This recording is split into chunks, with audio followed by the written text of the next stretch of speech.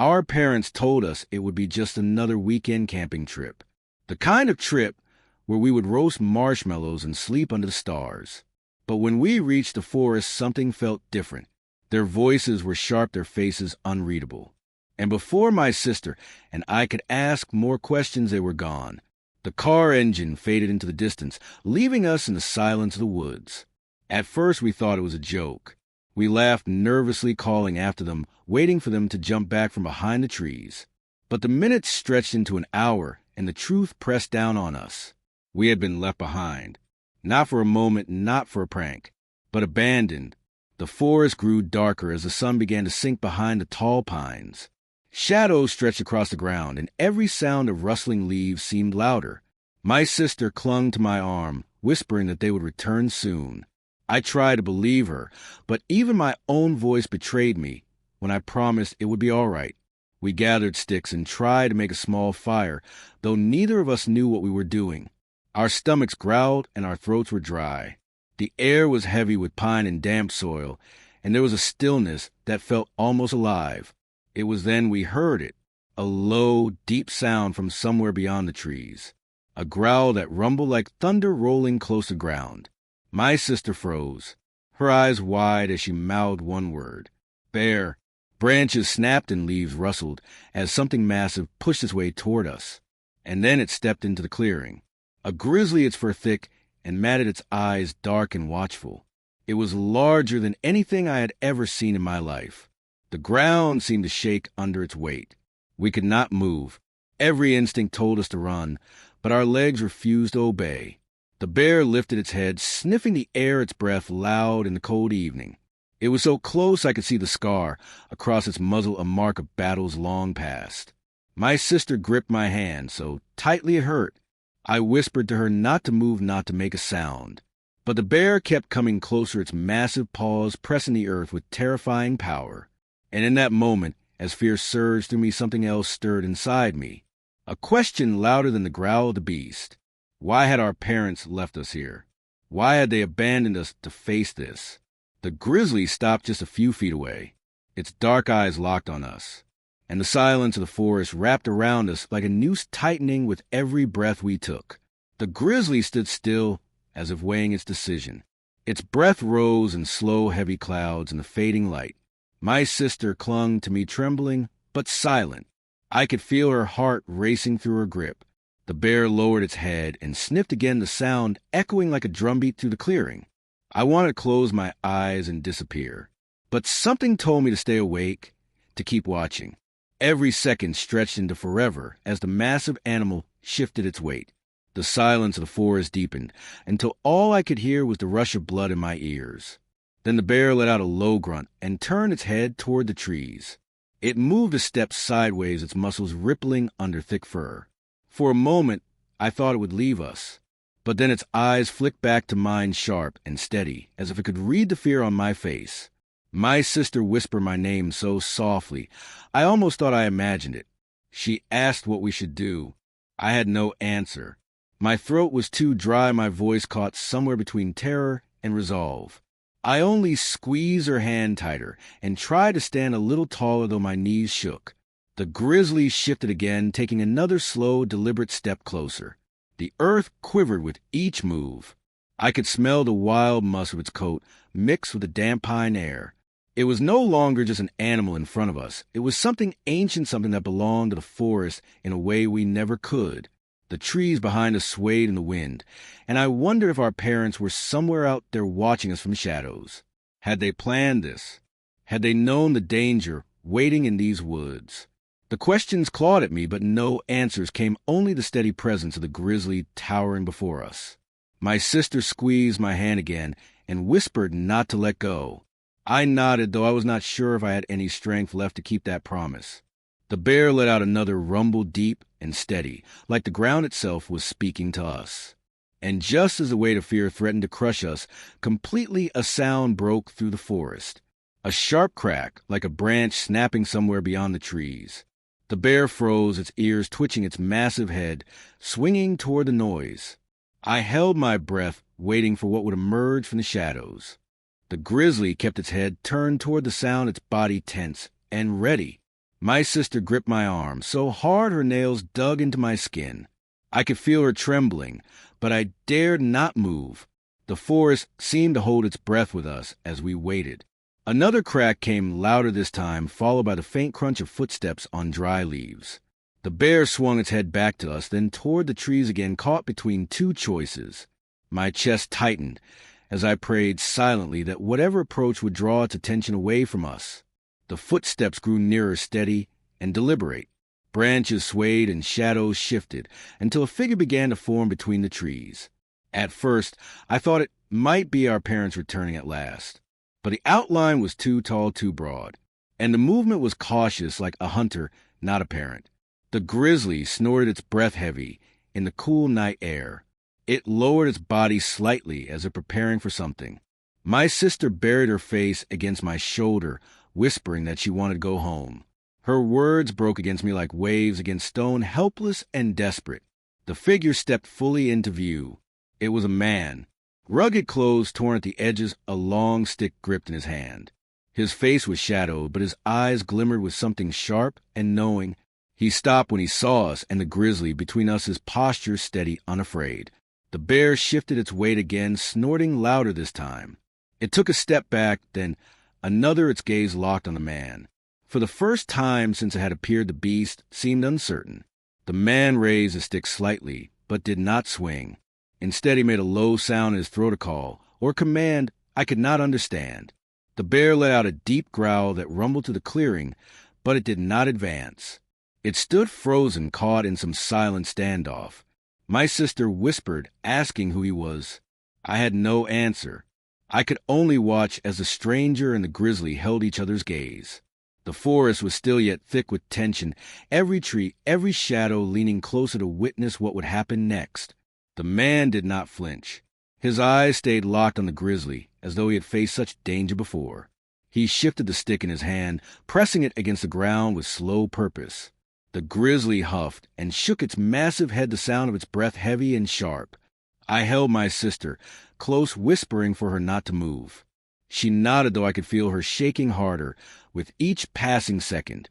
The stranger glanced at us for the briefest moment, then back to the bear. That single look told me he knew exactly how fragile we were. The grizzly let out another low growl and took a step forward. My heart slammed against my ribs. I could not breathe, but the man did not move away. He tapped the ground with his stick, once, twice, 3 times. The sound echoed through the clearing like a signal. The bear paused, its ears twitching. For a moment it seemed torn. Then with a deep grunt it stepped back, its massive paws crushing the earth. Slowly, almost reluctantly, it turned away and moved toward the darker side of the trees. Its bulk melted into the forest, leaving only the echo of its growl behind. Silence followed, the kind of silence that weighs heavy as if the world itself has stopped turning. My sister lifted her head, her eyes wide and wet. She whispered, asking if it was gone. I nodded, though I could hardly believe it myself. The man lowered his stick and finally turned to face us fully. His face was weathered, lined by years of wind and hardship. His beard was thick, his eyes dark but steady.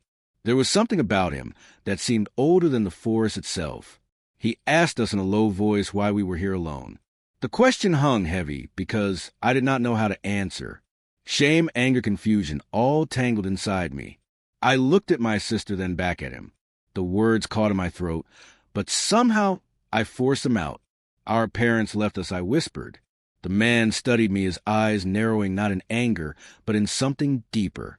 He did not speak right away. Instead, he glanced back toward the direction the grizzly had gone, as though making sure it would not return. Then he looked at us again, his voice rough but steady. This forest does not forgive, he said.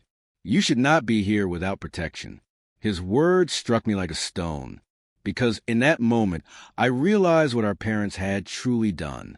Not just left us, but left us to forces that could have swallowed us whole without hesitation.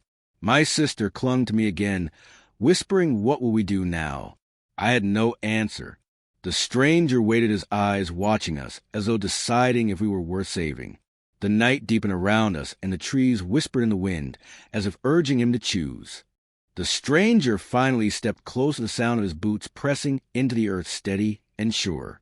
My sister held tighter to my arm, but I whispered that it was all right, though I was not certain myself. The man crouched low enough so his eyes were level with ours. His gaze moved from me to my sister, and then back again as though measuring our strength. He asked our names, his voice low, but not unkind. I hesitated before answering, afraid to trust, but afraid not to. When I spoke our names, the sound of them in the quiet forest felt fragile, like they might break apart in the air. My sister whispered hers so softly I thought he might not hear, but he nodded as if he had. The man leaned on his stick and straightened his back again. He told us that the woods stretched for miles in every direction, that without food or fire we would not last long.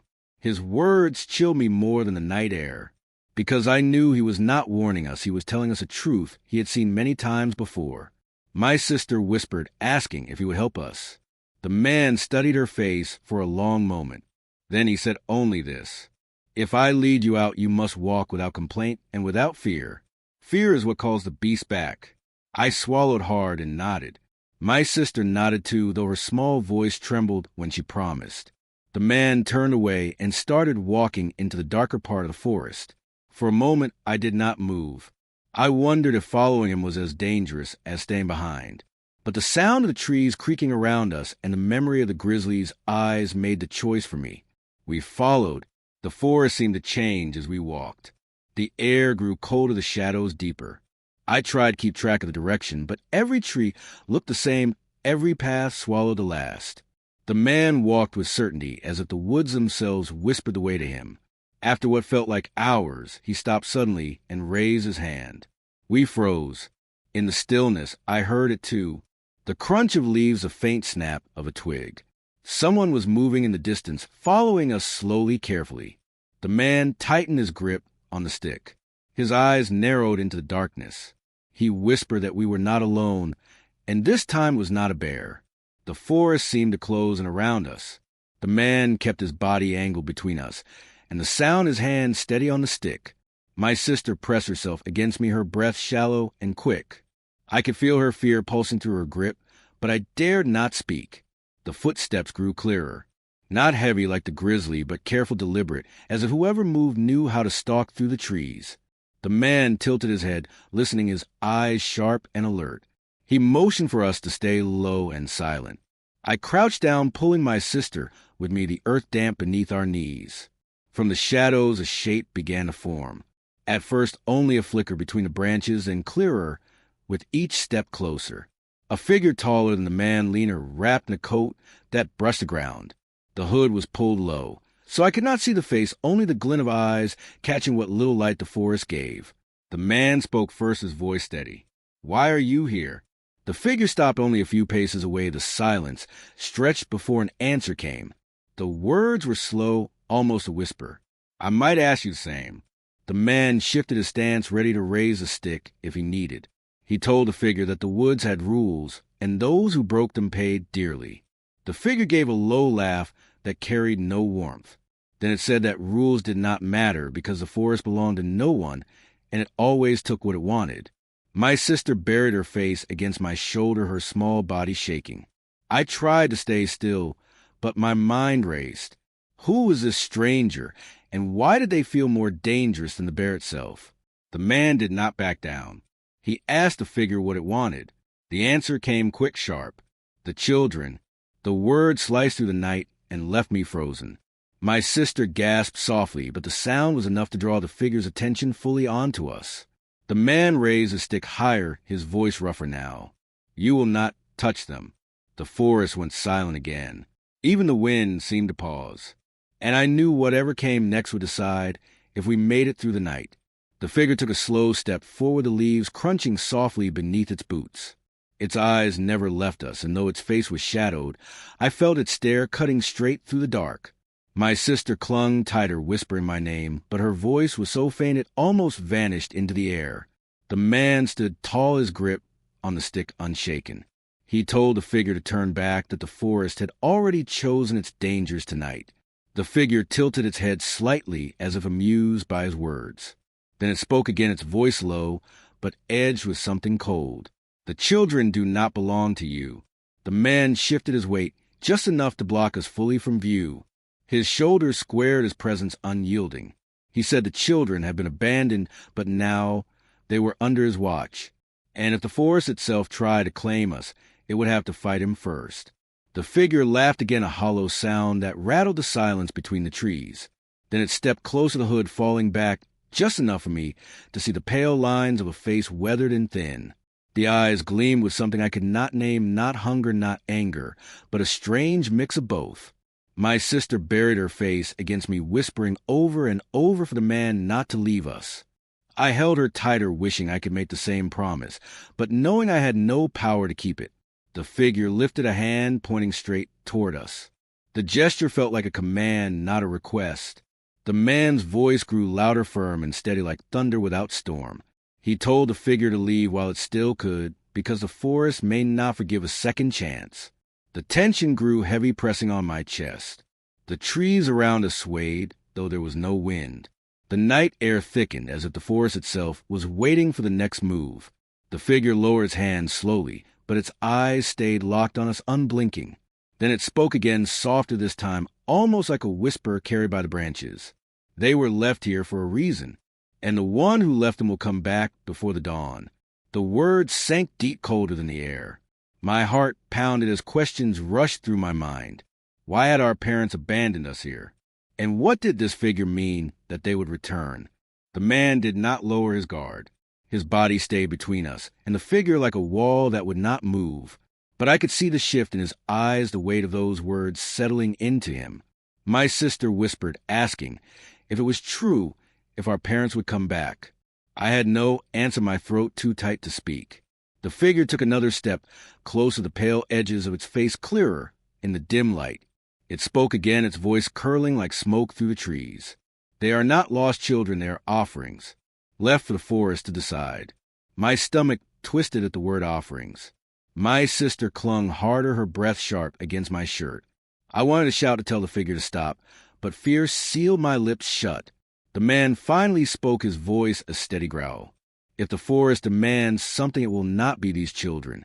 He raised the stick higher, its tip glinting faintly, as though the wood itself carried some hidden strength.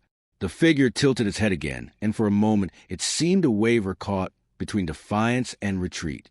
The silence stretched thick, until at last the figure gave a sound almost like a sigh. Then it stepped back into the shadows, its form blending with the trees, until only the glimmer of its eyes remained. Before fading completely, it spoke one last time. The dawn will show you the truth. The forest fell quiet again. Only the sound of our breathing filled the clearing. My sister trembled in my arms and whispered that she wanted to leave now. The man turned his face slightly toward us, his eyes shadowed but firm. He said we could not go back the way we came. The forest had already closed that path. He motioned for us to follow and began walking deeper into the trees. Every step we took felt heavier, as if the ground itself was trying to pull us down. I glanced back once half, expecting the figure to still be there watching. But the space was empty, only darkness and the restless whisper of branches. As we walked, the man finally spoke again, his voice quieter than before. He said not all who enter the forest are meant to survive, but those who do carry its mark forever. His words sank into me, though I could not understand them fully. I only knew that something had changed in the night, something that would not let us go even if we found a way out. The deeper we walked, the colder the air became. The trees seemed to grow taller, their branches twisting together to blot out the sky. My sister stumbled beside me, her small steps struggling to keep pace. I held her hand tight, afraid that if I let go even for a moment, the forest itself would claim her. The man moved steadily ahead, his shoulders squared, his stick gripped firmly, as though it were both weapon and guide. He did not speak, often only glancing back to make sure we still followed. Every time his eyes met mine, I felt both a weight and a strange comfort, as if he carried secrets too heavy for words. We reached a clearing where the moonlight managed to pierce through the canopy. The pale glow revealed shapes carved into the earth circles and lines that spiraled outward like roots. I froze, staring at them. They were not natural. The marks had been made with intent. My sister asked what they were, her voice thin with fear. The man paused, his gaze sweeping over the patterns. He said quietly that the forest held places like this, places where old promises lingered, He warned us not to step inside the markings, for they were not meant for us. His words stirred more questions in me. Old promises, offerings, abandoned children. I wanted to demand answers, but the weight of the night pressed them down inside me. Instead, I pulled my sister closer and kept my eyes fixed on the ground, careful to avoid the lines. The man guided us around the clearing and back into the shadows of the trees. But the silence was different now, heavier, more watchful. I felt as though unseen eyes followed each step we took. The sound of our breathing and the crunch of leaves beneath our feet seemed too loud against the stillness. At last my sister whispered again. She asked why our parents would leave us here. Her words were soft, yet they struck deeper than anything the figure had said. I swallowed hard, but no answer came, only the sting of a truth I was not ready to face. The man stopped suddenly, lifting his hand for silence. We froze. From the distance came a sound, faint at first, then clearer. The steady rumble of an engine moving slowly through the forest. A vehicle crawling along a path that should not exist. The man's eyes narrowed. He whispered that no one drove this deep into the woods unless they had a purpose. And whatever purpose it was, it could not mean safety for us. The sound of the engine grew louder, vibrating through the ground beneath our feet. My sister clutched my arm, her eyes wide in the pale light filtering through the trees. The man motioned for us to crouch low behind a fallen log, its bark damp and cold against our hands. We pressed ourselves down, trying to disappear into the earth. Headlights cut through the branches, weaving through the forest in slow, deliberate movements. The beams caught the mist rising from the ground, turning it into ghostly shapes that drifted between the trees. The vehicle stopped just beyond the clearing, the engine humming steady like a heartbeat in the silence. Doors opened. The sound of feet hitting the ground sharp and heavy. Voices followed low and hushed, though I could not make out the words. I strained to listen, my chest tight, with every breath. My sister buried her face against me, but I kept my eyes on the shadows moving between the lights. The man's gaze did not waver. His eyes narrowed as he leaned closer to us, whispering that we were not to make a sound. His tone carried weight more than warning, it was command. I nodded, though my body trembled against the damp earth. Then I heard it, one of the voices clearer, now drifting through the trees. It was familiar. So familiar, my stomach twisted at once. It was my mother's. She was speaking to someone, her tone sharp, not soft like it had been at home. The words reached us broken by the hum of the engine, but I caught enough to know she was angry. She said we had to be gone by sunrise. She said the forest would take what was owed. My sister lifted her head, slightly, her eyes wide with shock. She whispered our mother's name, but I quickly pressed her down, afraid the sound would carry. My heart pounded so hard it felt like the forest itself could hear it. The man looked at me, then at my sister. There was no surprise in his face, only a grim heaviness, as though he had already known. He whispered again that now we understood. We had not been left behind. We had been delivered. The voices grew fainter as the figures moved deeper into the trees. But the weight of their words clung to me colder than the night air. My sister gripped my hand, trembling, her eyes wet and afraid. I could see the question forming in her gaze, one I did not want to face. Why would our own mother do this? The man placed a hand on my shoulder, his grip steady, grounding me even as my heart threatened to break. He whispered that the forest had been given us as an offering, but that did not mean we had to be taken. His eyes burned with a quiet fire, the kind that belongs to someone who had seen this before and chosen to stand against it. My sister sobbed, quietly, her small frame trembling against me. I wanted to crumble with her, but something inside me hardened instead. The truth of our parents' cruelty cut deep, yet in its place rose a strength I had never known. If they had chosen to abandon us, then they were no longer ours. We would belong to ourselves. The man guided us through the darkness, moving swift and sure as the voices faded behind us. The forest seemed to shift, opening paths only he could see. Hours passed, though time no longer felt real. At last the trees thinned, and the first light of dawn bled across the horizon. We stepped out of the woods onto a stretch of empty road. The world beyond the trees felt unreal, open sky wide above us after so much shadow. My sister clung to me, tears streaking her face, but she lifted her eyes to the light with something like hope. The man lowered his stick, his shoulders heavy with fatigue. He said the forest had spared us this night, but it would never release us fully. He told us we would carry its mark always the memory of what had been done to us. Then he looked at us both and added quietly, "But you are not offerings anymore." A silence settled between us, the kind that comes when words are too small for what has been endured. The man turned his gaze back toward the trees, his expression unreadable. When I looked again, he was gone, vanished into the forest, as if he had never been there. I held my sister close as the sun rose higher, warming our cold faces. We did not know where the road would lead. We did not know if our parents still waited somewhere behind those trees.